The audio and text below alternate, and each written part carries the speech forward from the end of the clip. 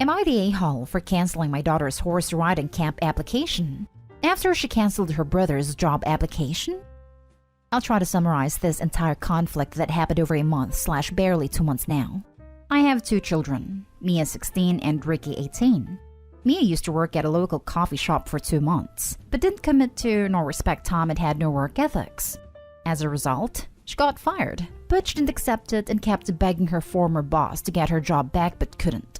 She was so heartbroken over losing her first job this way. And besides, the coffee shop is or used to be her favorite place. Also, she was saving up to attend a horse riding camp but didn't have enough money, so I promised to pay for enrollment and application. A week after she got fired, she learned that her brother Ricky was trying to get her previous job. She went mad and kept begging me to not let Ricky apply to work at the coffee shop because her friends will find out and say the manager picked her brother over her. I thought that was overdramatic of her. And plus, Ricky is the one to decide which place to apply at, so I told her to leave it alone. Mia refused, saying if I don't do something, then she will. Days later, Ricky told me and his mom that someone logged into his email and canceled his job application at the coffee shop. He said he spoke with the manager and found out someone sent him a rude email pretending to be Ricky, saying he was canceling his job application and he no longer was interested in working at the shop, while adding insults to the coffee shop and the staff and the manager himself, etc., etc. The manager kicked Ricky out and even banned him from the shop completely. I immediately shouted for Mia to come downstairs, and after pressuring her, she admitted sending the rude email to the coffee shop manager to make Ricky lose the job opportunity. She defended herself, saying she felt awful that Ricky was planning to take her place at the shop and couldn't let it happen. I was mad. I told her I'm automatically canceling her horse riding camp application and taking the money paid back. She tried to argue and cried, saying I promised and that I knew how much this meant to her. But I said that was an automatic response to what she did. Point blank, period. No buts or ifs, besides the fact she had to apologize to Ricky. My wife called me an a-hole for not seeing where Mia was coming from and said my love for her was conditional, since I promised to pay for the camp but took the money back as soon as she upset me. Mia hasn't been talking to me for 2 months except for basic words like good night, goodbye, etc. And my wife said Mia has every right to not talk to me ever again if she wanted. I wonder if I went too far or whether Mia deserved her punishment. I won't even get started on how awful Ricky felt, / is feeling because he's developed trust issues ever since. Now for the top comments. Not the a-hole. She did this to herself. Yep. And given Mom's response, I can see why she feels her behavior was okay. Holy crap, yes. That Mom is a huge problem here. Listen to this, OP.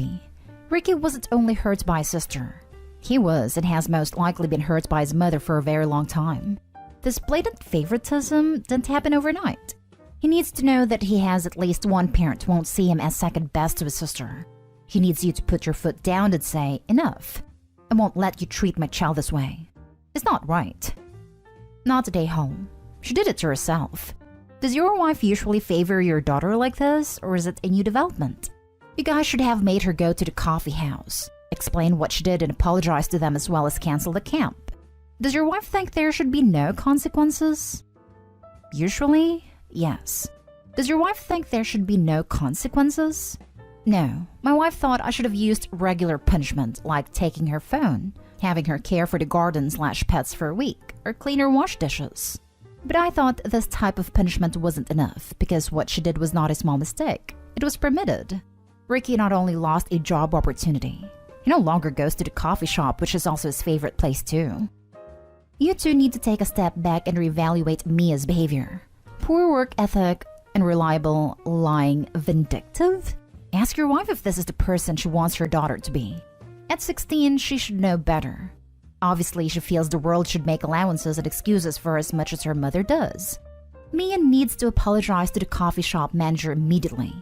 Perhaps tell her you would reconsider horse camp if she does so, in person, and apologize to her brother.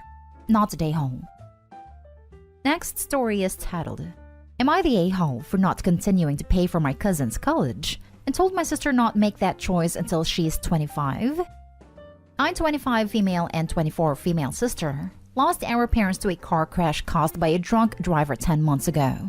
Our parents left everything to my sister, Taylor, and I with a 50-50 split, with the stipulation we would not have control over my parents' assets until we are 25. Until then, our Aunt Sue, 53 female, and Uncle Rob, 63 male, would have the controlling power of our parents' assets. They are my mom's brother and sister.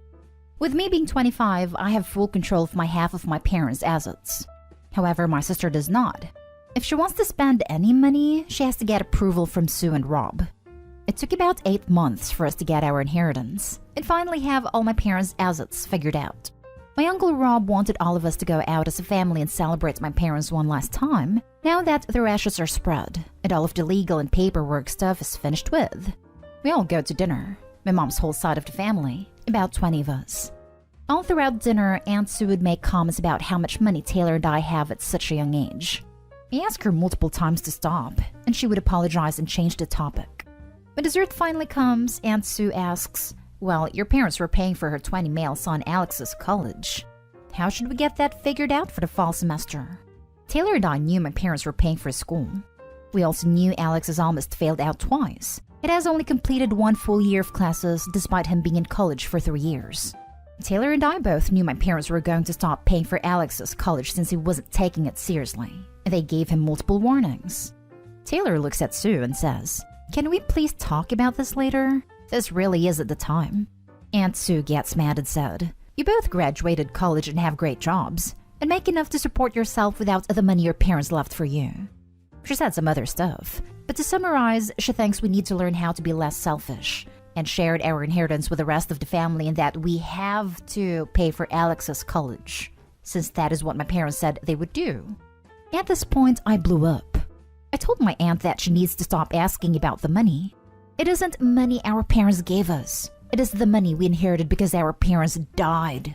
I would trade all the money in the world to have just another year with them, let alone the 20+ years they should have had. I told her that she was being a greedy witch and that I would do everything in my power to make sure that she never gets a penny from the inheritance, and that neither Taylor and I would be paying for Alex's college moving forward. I leave the table, pay for the whole dinner, and leave the restaurant. Taylor follows me out and we leave. Neither one of us has reached out to Sue or the rest of our family, and they have not reached out to us. Not stay home. She's trying to manipulate you into giving her and Alex the inheritance. It's clear that money is the only thing important to her. Your feelings, grief, and relationship mean nothing to her. You have no obligation to share any of the inheritance with anybody. Good for you for sticking up for yourself instead of continuously taking her crap. The stupid thing is that by assuming, they've messed things up for themselves. If they'd come to them at an appropriate time and ask respectfully if they'd consider paying their son's college, they might have got a more favorable response. By assuming it was a done deal and forcing the issue in a public family celebration, they've pretty much ensured they'll get nothing ever again. Quite likely an issue of pride that wouldn't let them show any kind of deference or humility to their younger relatives. The way she did it was a ploy. Asking them in public means they might be embarrassed to say no and agree to it. Definitely not stay home, but I would cut them and anyone else out if they mention it. Not stay home. You are totally correct. I tell this to anyone with greedy family. Would they do the same thing for you? You're not your parents. Your parents' money is not your family's money. It's only yours and your sister. Plus, if you pay for this, she would probably ask you to pay for other stuff like food, rent, etc. So she's just leeching off of you. Also, is there a way to stop your mom's family from using this inheritance? They may have just waited for you to get it to try and guilt trip you to buy it. They only have guardianship, so they cannot touch the inheritance. They can only prevent Taylor from touching it until she is 25. But that is only for about 9 more months. And I have let Taylor know if she needs to access her inheritance for any reason, I will give her whatever she needs, so she doesn't have to ask our aunt or uncle. Not stay all at all. Good for you getting an attorney involved too, and I would make sure she cannot take money out herself. Look into having a forensic accountant, if you suspect she's taking money herself also. Next story.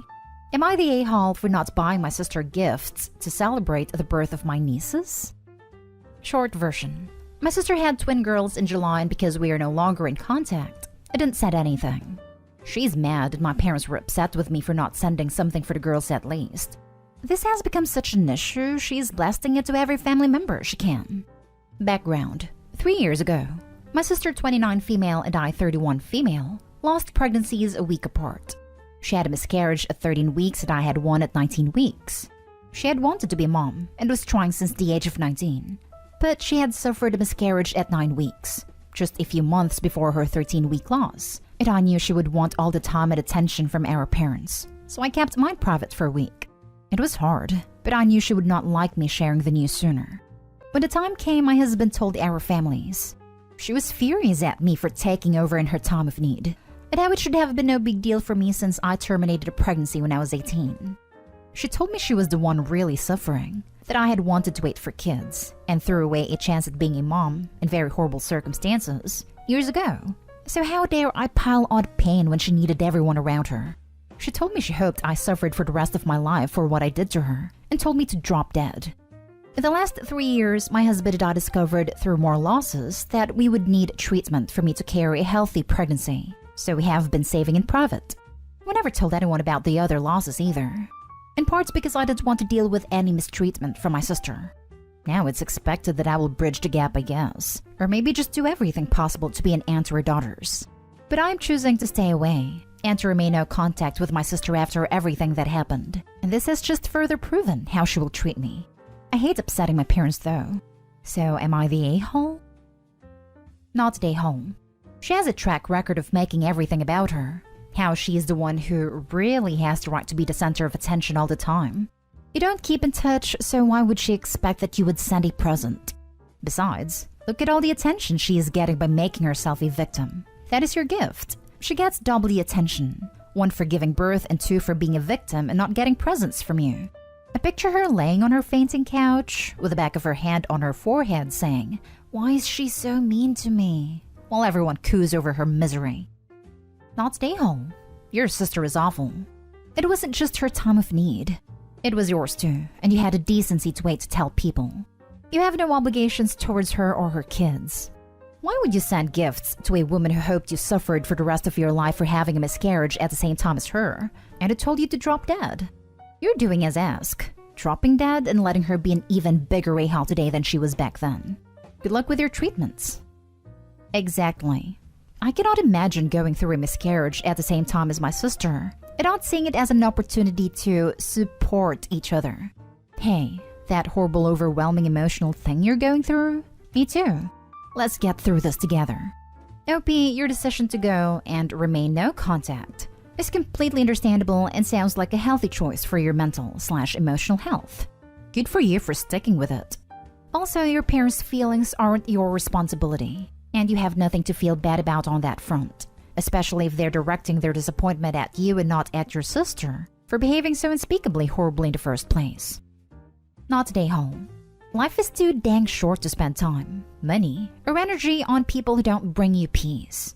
Your sister was selfish when she lost her pregnancy 3 years ago, and instead of commiserating with you, she blamed you for your loss, and then said she wanted you to suffer. There's no way in hell I'd ever speak to her again, let alone send her presents for procreating. Your parents can't force you to have a relationship with your sister, and if they try to pressure or guilt you into it, they're going to end up pushing you away. Now for the last story. Am I the a-hole for my response when my stepbrother insisted to know the name my husband and I picked for our son? My dad married my stepmom when I was 8, so I pretty much grew up with my stepmom and her family. I have 2 stepbrothers, and my older stepbrother is the joking, teasing, busybody type. He's married and has 2 kids, by the way. This whole thing started when he started making fun of my baby name choice before I had my 2 oldest sons. Even though the 2 previous names my husband and I chose were normal, like Jason, Chris, Adam, etc. But my stepbrother would constantly make fun and criticize the name, saying things like, "Poor kid, isn't that the name of a famous adult movie star?" And this was my bully's name, so I'll remember my bully whenever I call my nephew's name. He'd criticized the name so much that I had to change it. He got my stepfamily on board of making fun of my choices too. It's frustrating, as it excuses behavior by saying it's teasing/giving advice. I felt bad because it ruined those names for me and caused me to choose other names.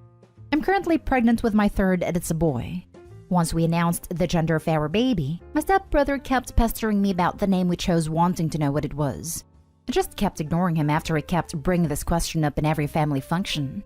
Last week was the final straw. I was visiting my dad and stepmom, and my stepbrother asked me to tell him the name I chose for my son, but I refused. Then he tried to get the family to pressure and corner me into spitting it out as he said. But I blew up at him saying I won't tell him because then he'll make me hate it so much that I'd change it. After he hassled me with his rude opinions and jokes and memes on the name. I told him my husband I really like the name and won't risk giving him the chance to harass us into changing it. My stepbrother stared at me looking stunned. He then looked at his wife, then excused himself to the bathroom. He looked very upset. Everyone noticed and gave me some looks. My dad later pulled me aside saying what I said to my stepbrother and the way I spoke to him in front of everyone was unacceptable. He said he cared enough about me and my children to give me advice and share his opinions on my name choice, but I treated him with hostility and should prepare an apology for insulting him like that. Things have been tensed since then. Not stay home. Why does stepbrother get to treat you like crap, but you have to apologize for standing up for yourself? Your dad needs to step up and have your back.